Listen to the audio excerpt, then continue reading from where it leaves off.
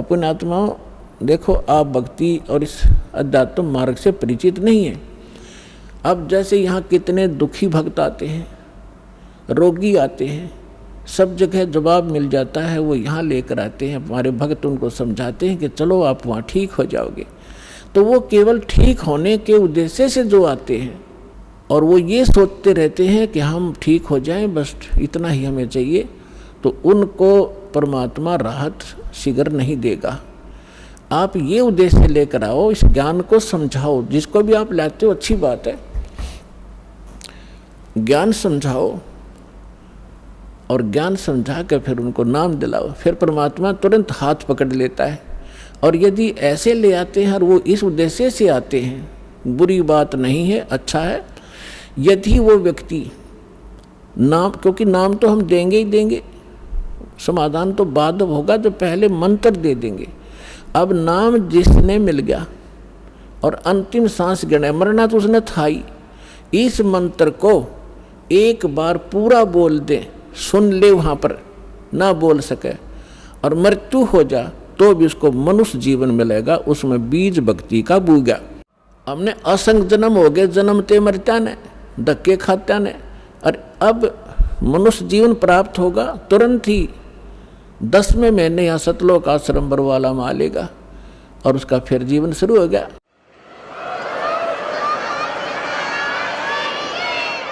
ठिक्का पूरा होए जब सब कोई तुझे शरीर, दादू काल पकड़े नहीं जपे जो नाम कबीर। आदमी की आयु घटे तब जम घेरे आए, स्मरण किया कबीर का दादू लिया बचाए। मेट दिए अपराध सब आए मिले छन माही, दादू संग ले गए कबीर चरण की छाई। सेवक देव निज चरण का दादू अपना जान, भृंगी सत कबीर ने कीन्या आप समान।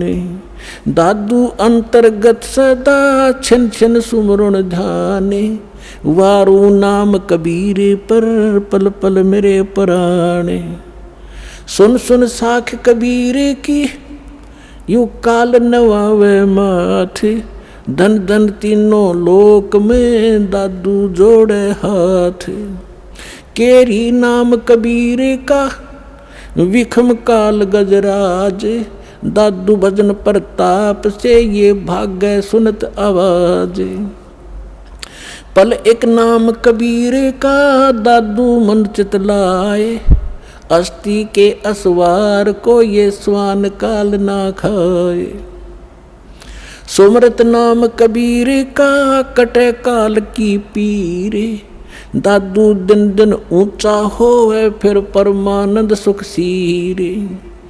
दादू नाम कबीर की जय कोई लेवे ओटे, तिनको कभू लागे नहीं ये काल बज्र की चोटे। और संत सब कूपे हैं कित्ते झरीता नीर, दादू अगम अपार है ये दरिया सत कबीर। अब ही तेरी सब मिटे ये जन्म मरण की पीर, श्वास उश्वास सुमर ले दादू नाम कबीर। कोई सरगुण में रीझ रहा कोई निर्गुण ठहरावे, दादू गति कबीर की मोह से कही ना जावे। दादू नाम कबीर का सुन के कांपे काले, नाम भरोसे जो चले होए नवा का वाले। जिन मोह को निज नाम दिया सोए सतगुर हमारे, दादू दूसरा कोई नहीं ये कबीर सिरजनहारे। अब क्या बताया दादू जी ने, क्योंकि गरीबदास जी की महिमा चल रही है, थोड़ा सा इसलिए हिंट देना पड़ा, इसका आगे लिंक है इससे। दादू साहब जी क्या कहते हैं कि सुन सुन साख कबीर की, साख माने महिमा, परमात्मा की सामर्थ्य है। सुन सुनने से जैसे परमात्मा की महिमा जहाँ चलती है तो काल भी माथा रगड़े कि वो तो समर्थ है। यो काल यहाँ का भगवान जो है, जो भगवान की महिमा कहीं होती है, सच्चाई उसकी सत्य महिमा सुनाई जाती है तो काल भी नाक रगड़े मत्था टेकता है कि हाँ भगवान तो समर्थ ही है, वो कबीर तो पूर्ण परमात्मा है। तो सुन सुन साख कबीर की काल नेवावे माथ झुकावे माथा और धन हो तीनों लोक में दादू जोड़े हाथ। फिर देखो कैसी तुलना की है, केरी नाम कबीर का और विखम काल गजराज, दादू भजन प्रताप से यू भाग्य सुनत आवाज। अब 21 ब्रह्मांड का स्वामी है। श्रीमद् भगवत गीता अध्याय नंबर 15 के श्लोक नंबर 18 में गीता ज्ञानदाता ये ब्रह्म है, काल है। ये खुद कहता है कि मेरे अंतर्गत जितने भी प्राणी हैं उनसे मैं उत्तम हूँ, श्रेष्ठ हूँ, उनसे तगड़ा हूँ मैं, इसलिए मैं लोक वेद के आधार से पुरुषोत्तम प्रसिद्ध हो रहा हूँ मैं। क्योंकि जितने भी इसके अंतर्गत प्राणी हैं काल के, ये इन तगड़ा है। ये 1000 कला का, ब्रह्मा विष्णु महेश, ये विष्णु जी 16 कला के, और ये 4 भुजा का, वो 1000 भुजा का। यानी इनमें यहाँ के प्राणियों में ब्रह्मा विष्णु महेश हमसे सबसे तगड़े शक्तिशाली हैं, इनसे भी वो कई गुना शक्तिशाली है। तो ये कोई छोटी शक्ति नहीं है, कहने का भाव ये है।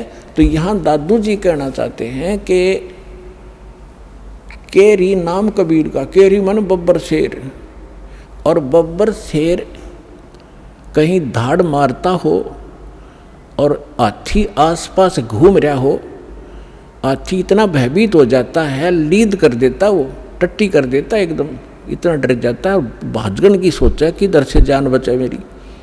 तो यहाँ कहने का भाव यह है कि हाथी कोई छोटा प्राणी नहीं है, आम प्राणियों से तगड़ा है, लेकिन उस बब्बर शेर के सामने वो भी फेल है, उसके सामने उसकी कोई अस्तित्व नहीं है। तो यहाँ क्या बताना चाहते दादू साहब जी, ये बताना चाहते हैं कि केरी नाम कबीर है, परमात्मा का जो सत्य मंत्र है। और कबीर साहब को ऐसा समझो जैसे बब्बर शेर हो, और ये काल भी छोटा नहीं है, विषम काल गजराज। गजराज माने हाथियों का राजा, हाथियों में भी तगड़ा हाथी समझ लो। लेकिन दादू भजन प्रताप से ये भाग्य सुनत आवाज, नाम का सिमरण सतनाम जो आपको दिया जाएगा ये राम का नाम है। राम राम कोई मंत्र नहीं है, राम का नाम, यानी जिससे वो राम प्राप्त हो वो नाम, वो 2 अक्षर का है। सतनाम जिसमें को मंत्र है, एक आपको गुप्त है, वो तत्शब्द वो दिया जाता है। आगे क्या बताते हैं, पल एक नाम कबीर का, जो परमेश्वर कबीर जी ने जो सत्य साधना बताई है, वो एक पल भी अगर जिसने सत्य साधना से भक्ति कर रखी हो, पल एक नाम कबीर का दादू मन चितलावे, अस्थि के असवार को स्वान काल नहीं खावे। अब देखो इन महापुरुषों की वाणी को समझना किसी बालक के बस की बात नहीं है। ये महापुरुष पाके पड़े, दादू पंथी, कबीर पंथी, गरीबदास पंथी, किसी ने कख नहीं बताया इनकी वाणी का, ये समझ नहीं सके इनको। पहले तो तुलना की कि परमात्मा को तो केरी बब्बर शेर समझो, और हाथी भी कोई छोटा नहीं है, लेकिन उसके सामने हाथी की कोई अस्तित्व नहीं है बब्बर शेर के सामने। तो हमारे समर्थ भगवान इतने शक्तिशाली हैं इस काल की तुलना में। अब आगे क्या बताते हैं कि आप जिन्होंने कबीर परमात्मा की शरण ले ली, आप बैठ गए हाथी पे, और काल को कह रहे हैं, काल को समझ लो डॉग, कुत्ता। हाथी पर बैठे व्यक्ति को वो स्वान हानि नहीं कर सकता किसी भी कीमत पे। अगर हाथी पर बैठे रहे, आप पर नीचे गिर गए, फिर तो पिंडी पाड़ेगा वो। अगर परमात्मा की शरण छोड़ दी तो काल तो खाएगा ही खाएगा, वो तो उसका तैयार बैठा हो। तो जैसे हाथी के ऊपर इंसान बैठा हो और कुत्ते भौंकते रहते हैं, क्योंकि ये बताना चाहते हैं दादू साहब जी कि आप भगवान की शरण में आने के बाद इस काल की रीत से, पहुंच से इतने बाहर हो जाते हो जैसे काल ने समझ लियो फिर कुत्ता, आप बैठ गए हाथी पे, ये तुम्हें किसी भी प्रकार से हानि नहीं कर सकता, निकट भी नहीं आ सकता। आप इतने सुरक्षित होगे इस कबीर भगवान की शरण। तो यहाँ क्या बताते हैं,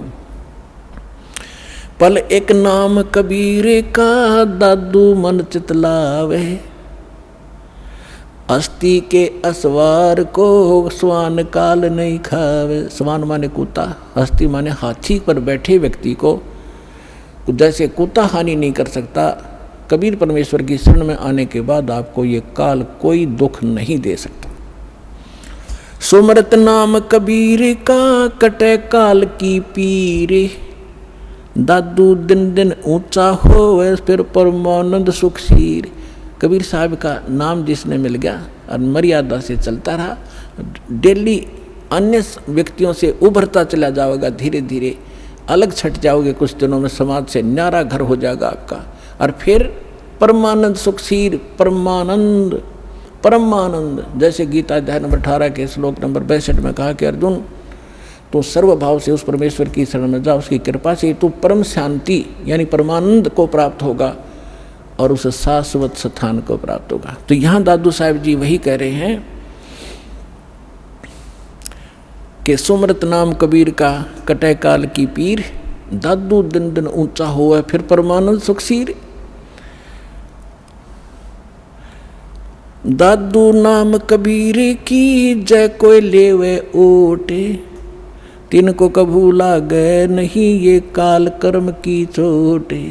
काल के वज्र, जैसे किसी का बेटा मार दिया, किसी का बेटी विधवा कर दी, किसी की टांग काट दी, किसी को कैंसर कर दिया, कहते ये काल के वज्र हैं, ये काल के छुरे हैं, हथियार हैं आपको सताने के लिए। कहते फिर काल के वज्र की चोट आप पर असर नहीं करेगी, आप इतने सुरक्षित हो जाओगे। और संत सब कूप हूँ केते दरिता नीरे, दादू अगम अपार है वो दरिया सत्य कबीर। महापुरुषों की वाणी देखो पुण्यात्माओं, गदगद आत्मा हो जाती है। अब उनको ये नकली ये आचार्य शंकराचार्य ये मंडलेश्वर महर्षि न्यू क्या करते होता, अनपढ़ थे, अशिक्षित थे, मूर्खा की भाषा है उनकी ग्रंथों में। इसमें कैसी गजब की तुलना की है कि और संत सब कूप हैं। जैसे दास ने परमात्मा की परिभाषा बताई, तहसीलदार भी साहब है, उसकी जितनी शक्ति है उतना ही मालिक है। डिप्टी कमिश्नर भी साहब है, मंत्री, प्रधानमंत्री, मुख्यमंत्री, ये सारे साहब। तो यहाँ यही तुलना की है कि और संत, जैसे आप सुनते हो कि उस गांव में एक बाबा था, उसने ऐसा कर दिया, एक ने ऐसा कर दिया, छोटे मोटे। कहते ये भी अपनी शक्ति रखते हैं लेकिन वो कंप्लीट नहीं है, उससे सर्वलाभ नहीं हो सकते। आपका तहसीलदार से मित्रता है तो एक रजिस्ट्री करा सकते हो, साल 6 महीने 2 वर्ष 10 वर्ष 50 वर्ष में एक का काम करा पाओगे, उससे बाकी। और समर्थ की शरण हो जा तो कितना सारे काम होते चले जाएंगे आपके। इस प्रकार क्या बताते हैं, और संत सब कूप हैं। और संत भी तुम बताते हो कि उसने जैसे कोई विष्णु का पुजारी है और उसने विष्णु की भक्ति करके कुछ शक्ति संग्रह कर लिया तो उसमें से बांट सकता है, वो थोड़ा बहुत राह देतेगा, लेकिन दोनों नरक में लास्ट में, चेला भी गुरु भी। तो यहाँ कहते हैं और संत सब कूप हैं। और महात्माओं को समझो, वो तो एक कुआं है, कुआं केवल पीने का काम ही कर सकता है, सिंचाई में नहीं कामयाब हो सकता। क्या हो गया कि थोड़ा बहुत भी कभी सारा दिन में सींच दिया तो सफिशिएंट नहीं है। और के तेज रीता नीर, यानी कोई झरने से बह रहा थोड़ा मोटा नाला है, वो भी कंप्लीट राहत नहीं दे सकता उस क्षेत्र को। अब यहाँ बताना चाहते हैं दादू साहब जी कि दादू अगम अपार है, वो दरिया सत कबीर, दरिया है नदी जिसके अंदर पानी का कोई था ही नहीं, उसमें कुएं भी बना लो, नाले भी निकाल लो, नहर भी निकाल लो, नहा भी लो, धो भी लो, सिंचाई भी कर लो, फिर भी फालतू पानी रहे। तो ऐसे समर्थता बताई है कबीर भगवान की, परमेश्वर की, आदरणीय दादू साहिब जी ने। और संत सब कूपे हैं केते झरीता नीर, दादू अगम अपारे है वो दरिया सत्य कबीर। फिर क्या बताते हैं, अब ही तेरी सब मिटाए जन्म मरण की पीरे, श्वास उश्वास सुमर ले दादू नाम कबीर। ये कबीर नहीं सुमरना, वो सतनाम है जो आपको दिया जाता है। फिर सार नाम दिया जाएगा। इसका श्वास उस जो कबीर जी का जो मंत्र है वो सिमरण करना है। श्वास उश्वास से सुमर ले दादू नाम कबीर। दादू नाम कबीर का सुन के कापे काले, नाम भरोसे नर चले हुए नवा का बाड़े। कबीर साहब का जो मंत्र है इसका सिमरण करते रहना, यो काल आपका कुछ नहीं बिगाड़ पाएगा। जिन मोह को निज नाम दिया सोए सतगुरु हमारे, दादू दूसरा कोई नहीं ये कबीर सिरजनहारे। तब जो दास साहब को गरीबदास साहिब जी की कथा सुनाना चाहता था, अब जैसे गरीबदास जी की कथा सुना रहा है, इसको आगे बढ़ाते हैं। इसको जैसे नानक साहिब जी को परमात्मा मिले थे जिंदा महात्मा के रूप में, सचखंड से आए थे। नानक साहिब जी सुल्तानपुर नाम का एक नगर है, शहर है, उसमें एक राजा था, नवाब था, उसके यहाँ नौकरी करते थे खजाने में। और वो प्रतिदिन नदी पर स्नान करने जाया करते थे। एक साथ में नदी बहती थी, बेई नदी बोलते, बेई, उसमें स्नान करने जाया करते थे। वहाँ परमात्मा आए थे जिंदा महात्मा के रूप में। उनको बहुत सी ज्ञान चर्चा गोष्ठी हुई। पहले नानक जी ने अपना ज्ञान बताया, फिर परमात्मा ने बताया। नानक साहब जी ने कहा भी मैं आँखों देखूं तब बाबा जी तेरी गल मानूं। परमात्मा बोले ठीक है। अब नानक साहब जी ने कहा कि मैं इस दरिया में छुपूंगा, मुझे खोजना। तो उन्हें डुबकी लगाई, गिल्ले परमात्मा ने लगा दी। उनके शरीर को अंतर्ध्यान करके अब स्ट्रीम में ले गए जिधर से जल आ रहा था। वह उपस्थित लोगों ने देखा कि नानक जी मर गए, डूब गए, डुबकी लगाई थी, बाहर नहीं आए। और वो शरीर रख दिया अब स्ट्रीम में जिधर से जल आ रहा था। उधर कोई भी ध्यान नहीं जा किसी का। 2-3 किलोमीटर जाकर शरीर सुरक्षित रखा एक स्थान पर। आत्मा को सचखंड ले गए। फिर सारा कुछ बताया कि मैं काशी में रहता हूँ बच्चा, वहाँ आ जाना, सतनाम दूंगा तेरे को। तो नानक जी तीसरे दिन वापस आए थे, दरिया के किनारे घूमते नजर आए। फिर पहली उदासी उन्होंने बनारस की थी कि खोजूं तो जाकर देखूं वहाँ भगवान अर्धानक रूप में कैसे हो सकता है, कुछ जच्चे कुछ ना जच्चे। जब सामने जाकर देखा वो है जो सकल जिंदा महात्मा वाली यो बैठा भगवान दानक रूप में, जलाए रूप में। फाई सूरत मुल्क की वेश ए ठगवाड़ा ठगी, देश खरा सियाणा बहुता बार, ये धानक रूप रहा करता। अब हम गरीबदास जी की कथा सुनाते हैं। तो क्या हुआ, 3 वर्ष के बाद बच्चे को कोई कहे इसका सब झाड़े फूक लो आए, पता नहीं कहाँ कहाँ ले गए, वैद्यों को दिखाया, सब ने कोई भूत प्रेत का साया बताया, सब फेल हो लिया। आखिर में थक लिए, 3 साल में कुछ असर नहीं हुआ। एक दिन कोई दादू पंथी, एक गोपाल दास नाम का लाला जी था, और वो घर त्याग कर सन्यासी हो गया था, बाल बच्चों को अपना जिम्मेदारी सौंप के, और लाल कपड़े पहने हुए थे। दादू पंथ से दीक्षित था। वो किसी भगत के यहाँ आया करता था, उसका चेला था छुडानी में।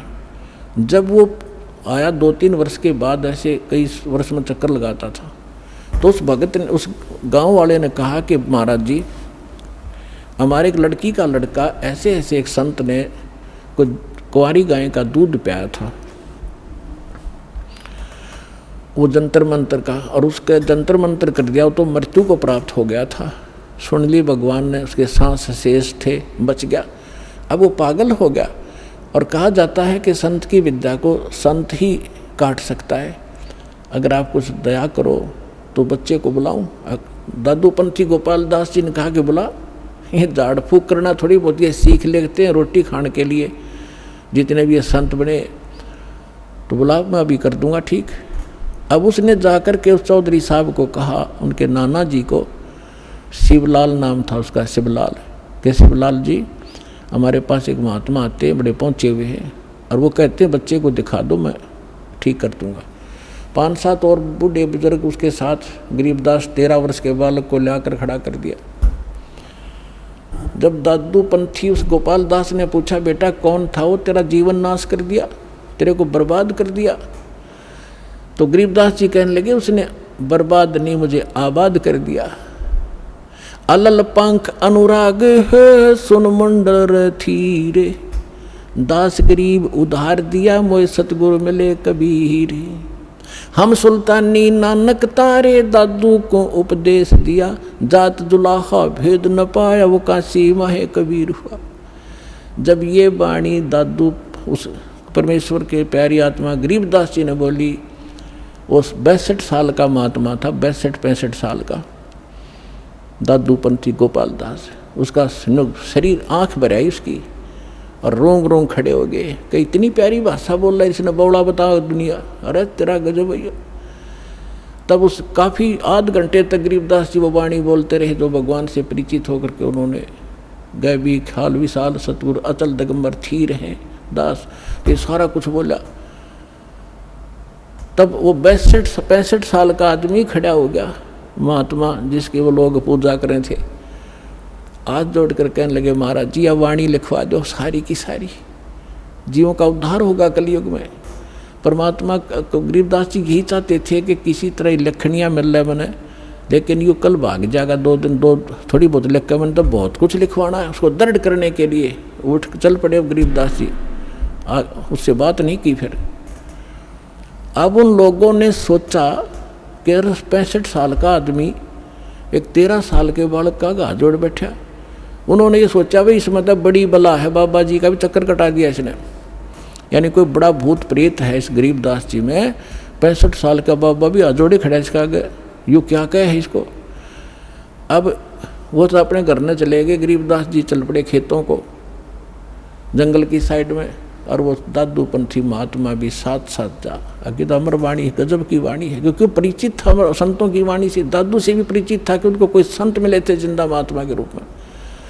दादू पंथी ये नहीं मानते कि कबीर काशी वाला मिले थे, और उन्होंने खुल के लिख रखा अपने ग्रंथ में, तो सब की बुद्धि में पत्थर पड़े हुए। तीसरे दिन गरीबदास जी ने कहा कि बाबा जी बात सुन ले, जब सारा लिखा जितना मैं लिखवाऊँ तो मैं लिखवाऊँ, नहीं तो जा अपने घर। उन्होंने कहा दादू के पंथी ने, गोपाल दास जी ने, कि महाराज जी मैं तो घर तक कति फ्री हो रहा हूँ और मेरा काम में कुछ नहीं बचा रही, ये परमार्थ का काम सेवा मुझे मिल जाए, इससे बड़ा कोई मेरे लिए काम नहीं, कोई परमार्थ नहीं। तो गरीबदास जी का एक, उन्हीं के नाना का एक बेरी का बाग था, बेरी बड़बेरी बोलन से, उसमें एक जंडी का पेड़ था बहुत भारा। उस जंडी के पेड़ के नीचे गरीबदास जी और वो दोनों गोपाल दास जी बैठ जाते। गोपाल दास जी बनिया था, उसको लिखना आता था, वो लिखता था, गरीबदास जी बोलते थे। 6 महीने के में ये वाणी पूर्ण हुई जो आज दास के पास उपलब्ध है और जो आपके सामने वो अमृत बखेर रहा हूँ। तो इन सब बातों से ये सिद्ध हो गया कि हमारे सदग्रंथ बतावें और आंखों देखा संत बतावें कि धानक रूप रहा करतार। गरीबदास जी ने कहा अनंत कोट ब्रह्मांड का एक रति नहीं भारे, सतगुरु पुरुष कबीर हैं ये कुल के सृजनहारे।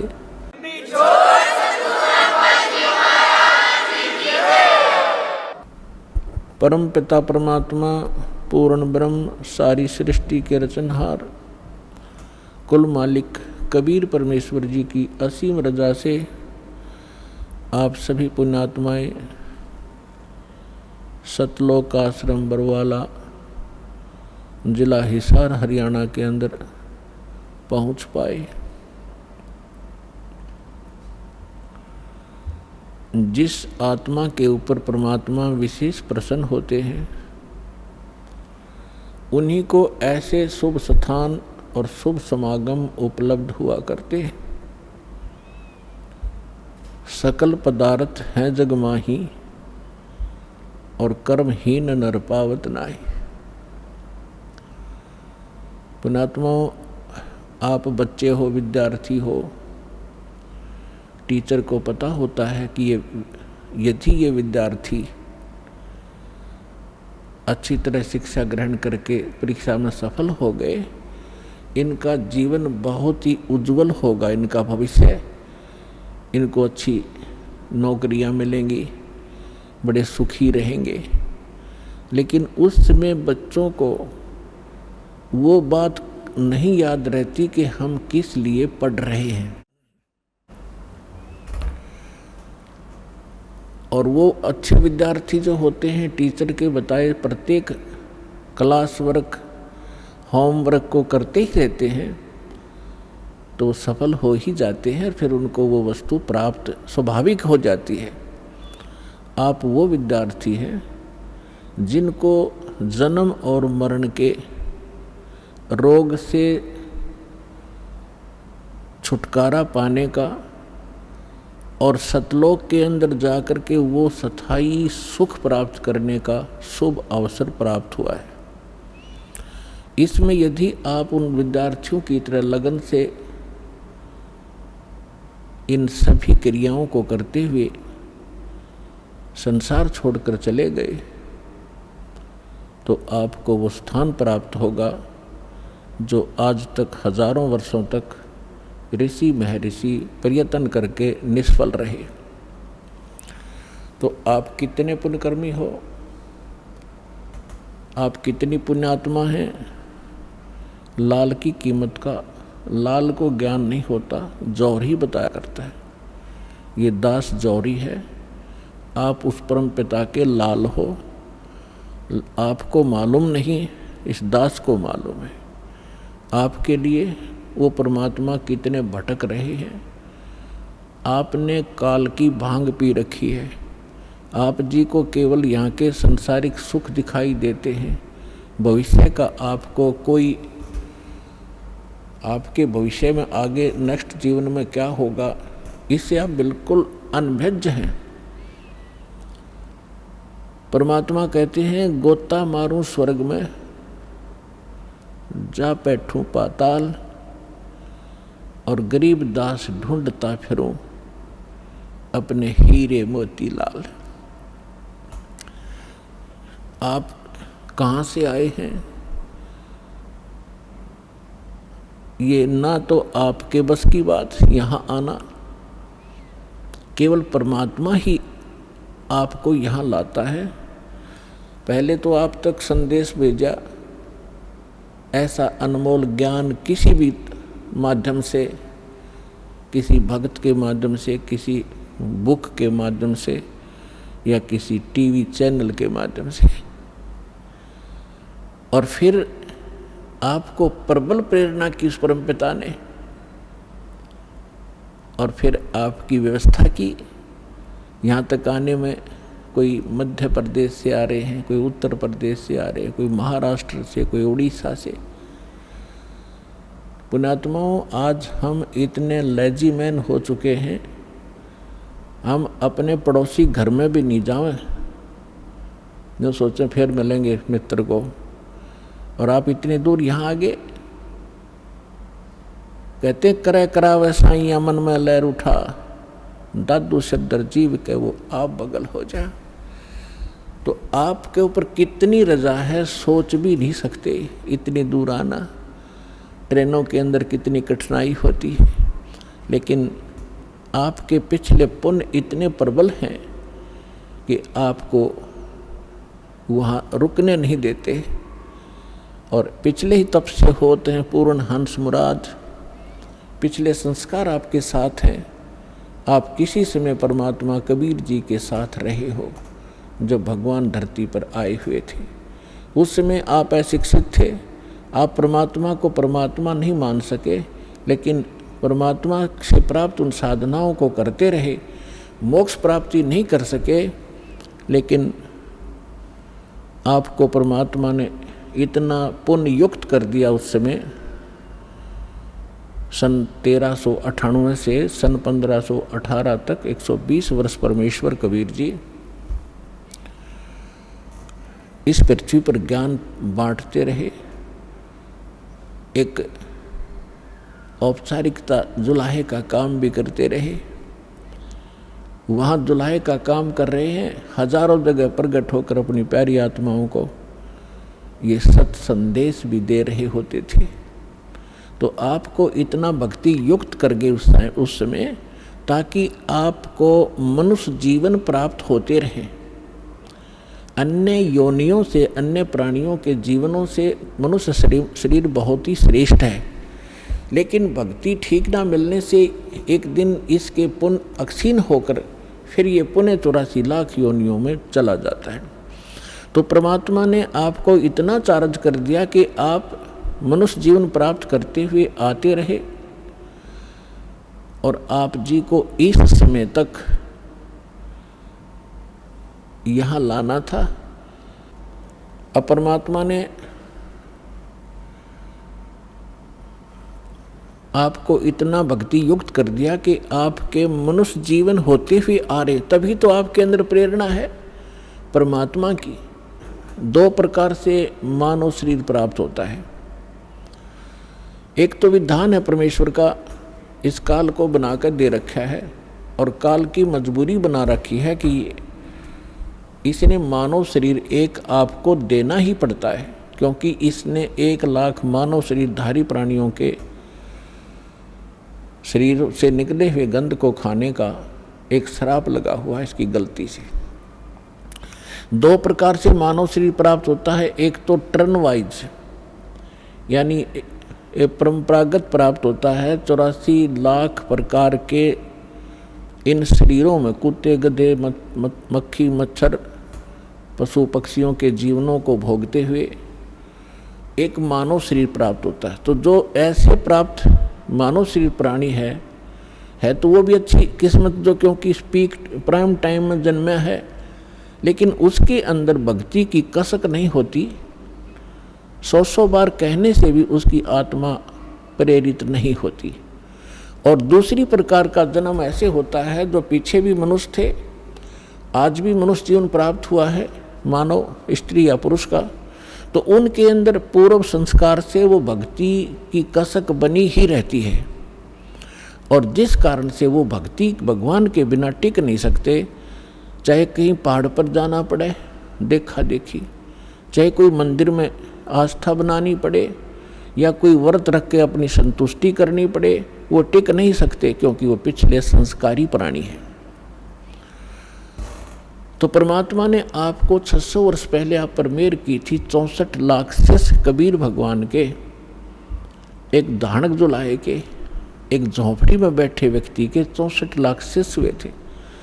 तो विचार करके देखो पुण्यात्माओं, जिसको हम एक कवि समझकर उसकी फाइल को बंद करके बैठ गए थे कि वो तो एक कवि था, संत भी नहीं मानते थे, हम केवल एक कवि मानते थे, क्योंकि हम अपने पाठ्यक्रम की पुस्तकों में उनके दोहे पढ़ा करते थे, और कवि की संज्ञा में लेकर ही, कवि की श्रेणी में ही उनको गिना जाता था।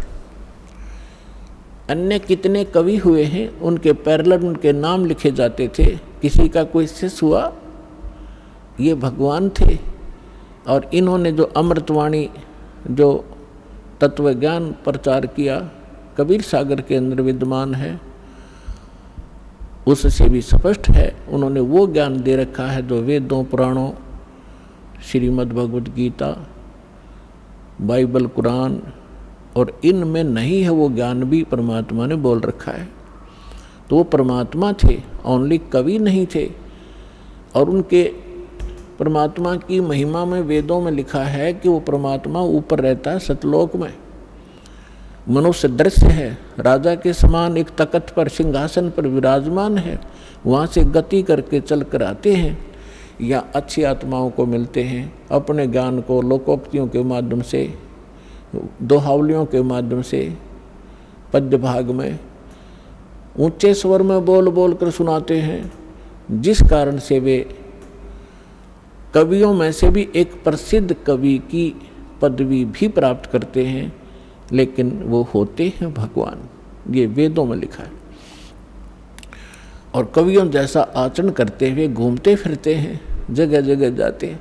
उसी दृष्टिकोण से परमात्मा एक ही समय में हजारों जगह प्रकट होकर के आज से 600 वर्ष पहले आप जी को भक्ति युक्त किया करते थे।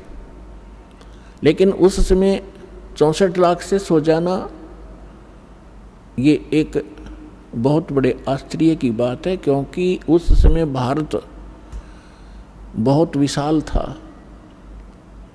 पूर्वी और पश्चिमी पाकिस्तान, अफगानिस्तान, बलूचिस्तान, इराक, ईरान, गजनी, ये सभी यहाँ तक भारत था।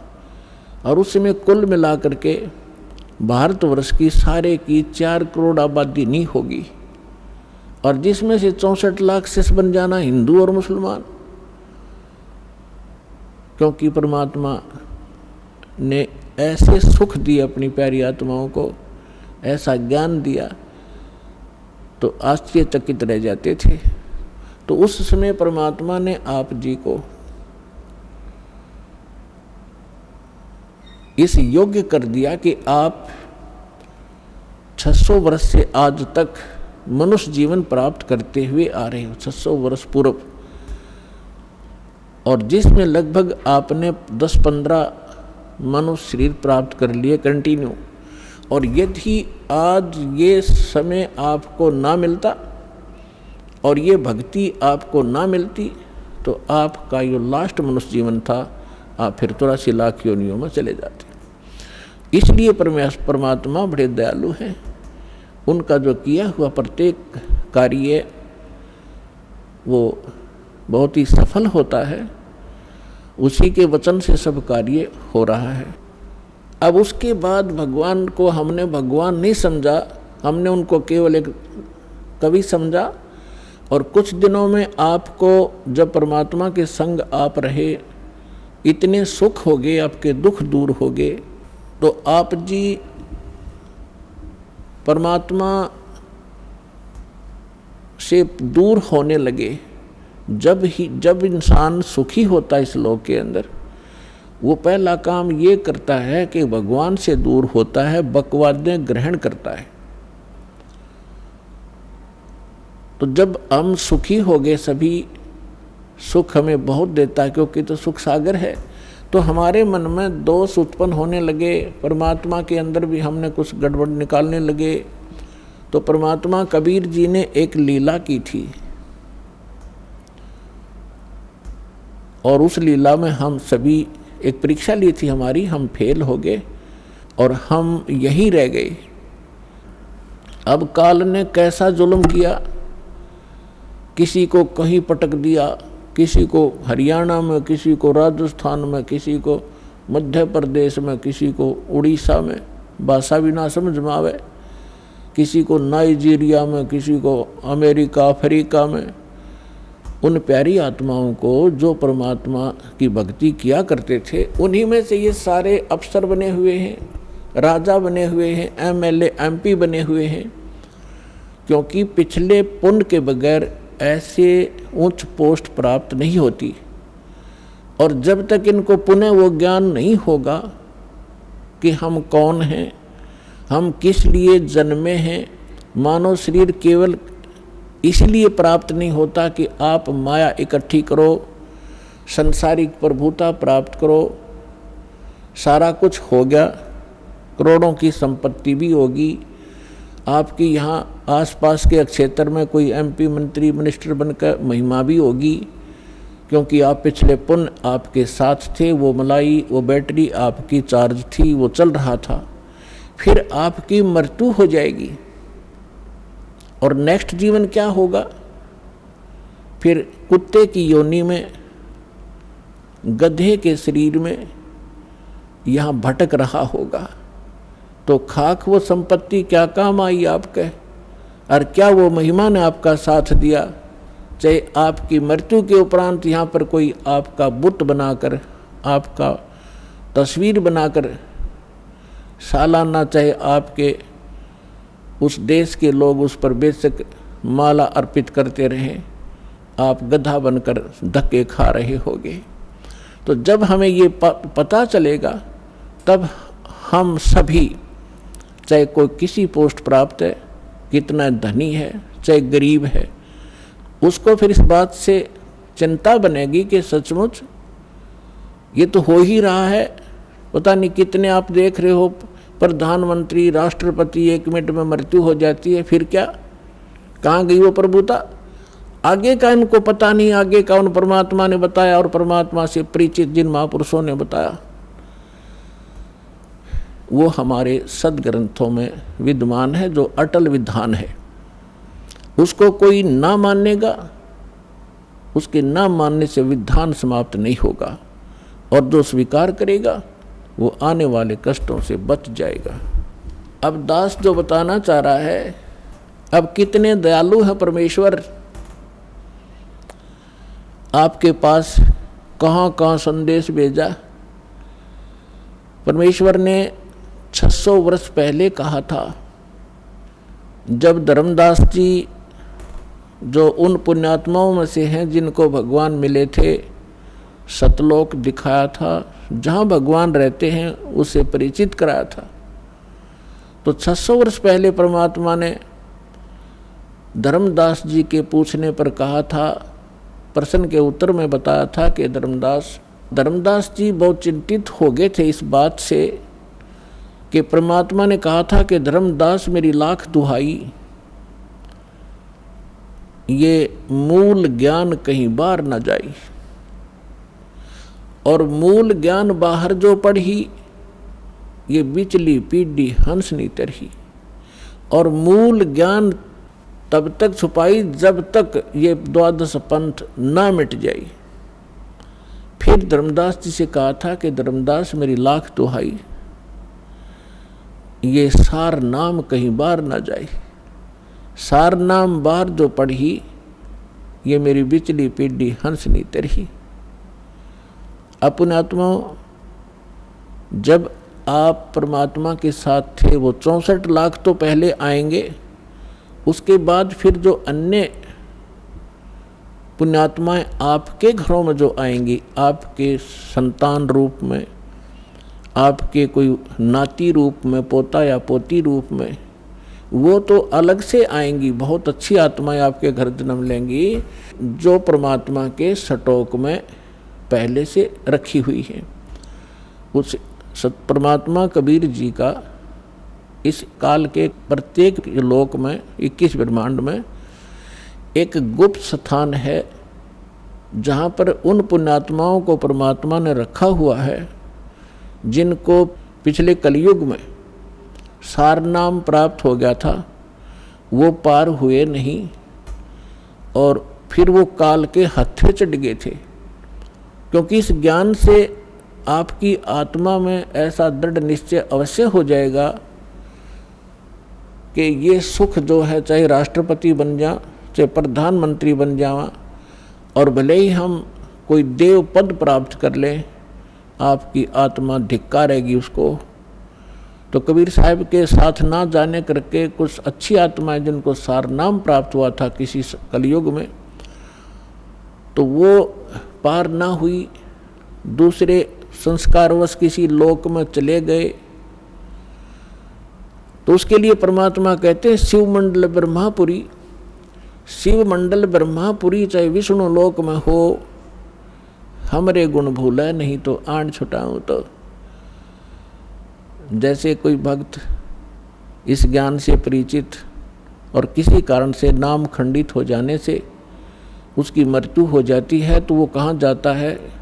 आपको प्रथम मंत्र में श्री ब्रह्मा जी, श्री विष्णु जी, श्री शिव जी, श्री गणेश जी और श्री दुर्गा जी आदि इन देवों के वो मूल मंत्र दिए जाते हैं जिनसे आपको बहुत लाभ मिलना है। तो उस कारण से आप पार ना हो गए तो इनके लोकों में जाओगे वो सुख भोगने के लिए जो आपको इस प्रथम मंत्र के बेनिफिट प्राप्त हुआ है। ये लाभ आप वहाँ अक्षीण करने चले जाओगे। वहाँ जाकर आपको याद आएगा कि ये तो गुरुजी बताया करते थे कि हमने यहाँ का देव पद भी नहीं लेना, राज्य पद प्राप्त नहीं करना, यहाँ हमारे पुण्य नाश होते हैं। तो वहाँ जाकर फिर वो रोते हैं। और ये जो प्राइम टाइम होता है इसका सीमा है।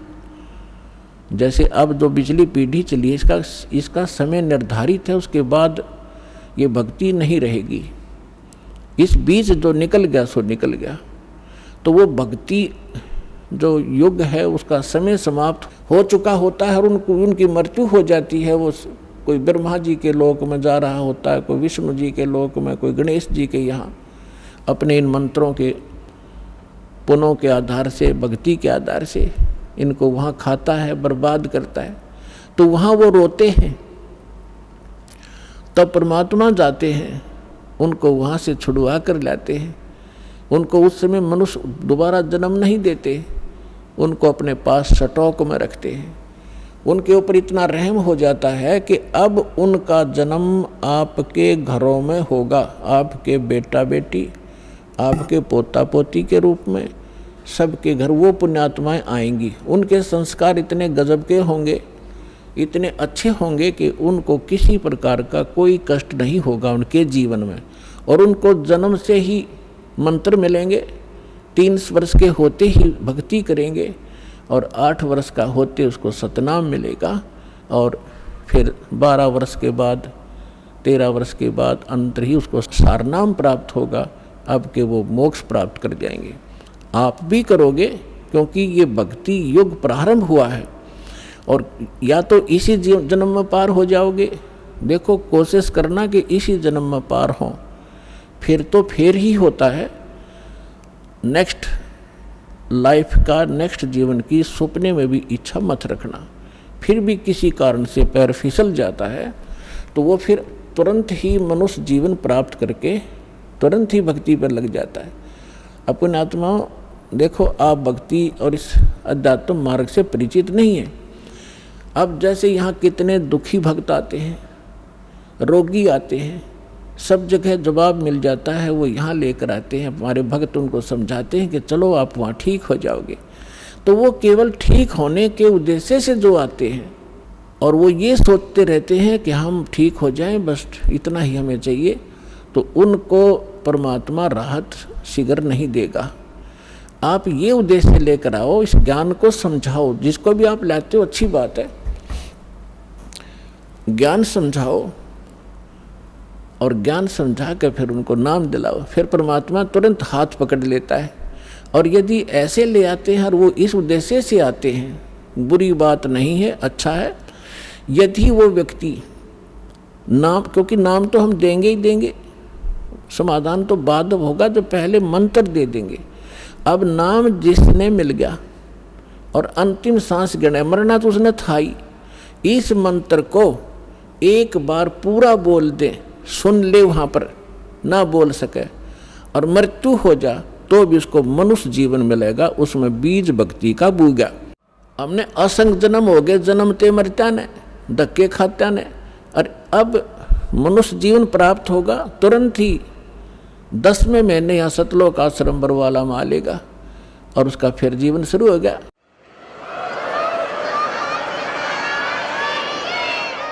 आप सुन रहे थे जगत गुरु तत्वदर्शी संत रामपाल जी महाराज जी के मंगल प्रवचन। अधिक जानकारी के लिए विजिट कीजिए हमारी वेबसाइट www.jagatgururampalji.org। संत रामपाल जी महाराज जी के शुभ आशीर्वाद से पूरे विश्व भर में 500 से भी ज्यादा नाम दीक्षा केंद्र हैं, जिन पर संत रामपाल जी महाराज जी द्वारा ऑनलाइन निशुल्क नाम दीक्षा दी जा रही है। अपने नजदीकी नाम दीक्षा केंद्र का पता करने के लिए संपर्क करें 8222880541।